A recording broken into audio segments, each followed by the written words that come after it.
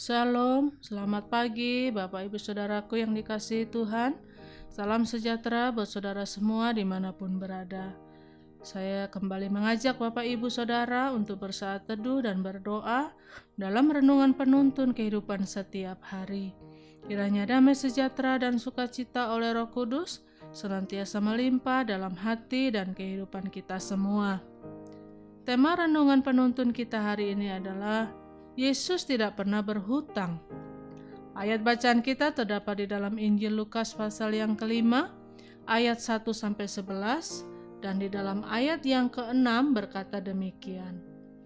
Dan setelah mereka melakukannya, mereka menangkap sejumlah besar ikan, sehingga jala mereka mulai koyak. Bapak Ibu Saudaraku yang dikasihi Tuhan, ada banyak orang berpikir bahwa semakin dia berbuat banyak untuk Tuhan, dia merasa semakin Tuhan berhutang kepadanya. Daud ada dalam satu posisi yang sama, di mana dia berkata, dengan apakah akan ku balas kepada Tuhan segala kebaikannya kepadaku? Dengan lain kata, Daud menyadari bahwa semakin dia berbuat banyak untuk Tuhan, justru semakin banyak juga Tuhan memberkati Daud. Semakin dia menerima lebih banyak dari Tuhan, sehingga Daud ada dalam posisi bagaimana aku dapat membalas segala kebaikannya. Dan itu menandakan kepada kita bahwa sungguh Yesus adalah Tuhan yang tidak pernah berhutang kepada kita. Kalau Yesus tidak pernah berhutang kepada kita, itu berarti tidak ada alasan untuk kita membanggakan diri dan menyombongkan diri, karena kita tahu semua yang ada pada kita semata-mata karena anugerah Tuhan. Melalui ayat bacaan hari ini kita belajar, Yesus memang meminjam perahu Simon. Tetapi apakah Simon berjasa buat Yesus?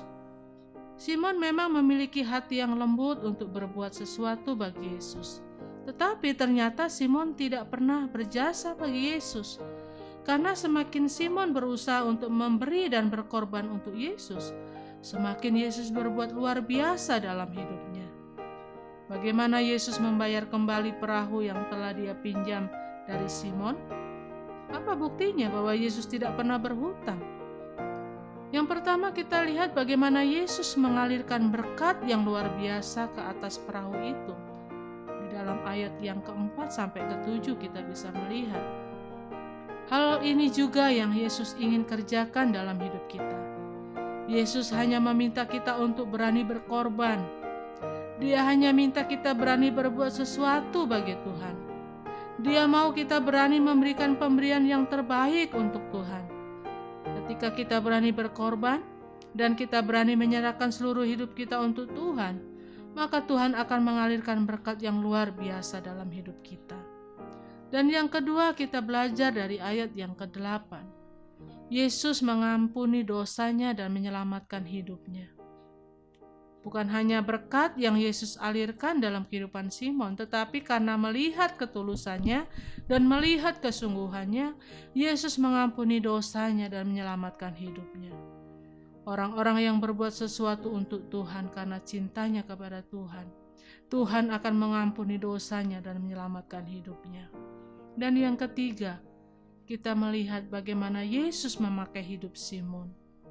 Tahukah kita bahwa hal yang paling membanggakan dalam hidup ini yaitu kalau kita bisa melayani Tuhan di atas segala Tuhan dan Raja di atas segala Raja. Tuhan tidak membutuhkan siapapun untuk menyelesaikan pekerjaannya. Tuhan sanggup melakukannya sendiri dengan kuasanya. Tetapi kalau Dia memakai kita, itu karena Dia menghargai kita. Dia panggil kita, Dia perlengkapi kita, Dia mau memberi kuasa sampai akhirnya Dia menyediakan berkat yang berkelimpahan untuk kita. Jadi Bapak Ibu Saudaraku yang dikasihi Tuhan, Yesus tidak pernah meminta sesuatu dari kelebihan kita. Karena kalau kelebihan kita yang kita berikan kepada Yesus, berarti itu bukanlah korban, tetapi itu adalah pemberian biasa. Jika kita memberi dengan korban, baik waktu, tenaga, dan apapun yang kita punya, pasti Tuhan memperhitungkannya. Karena Dia adalah Allah yang tidak pernah berhutang kepada kita anak-anaknya. Amin. Mari kita berdoa.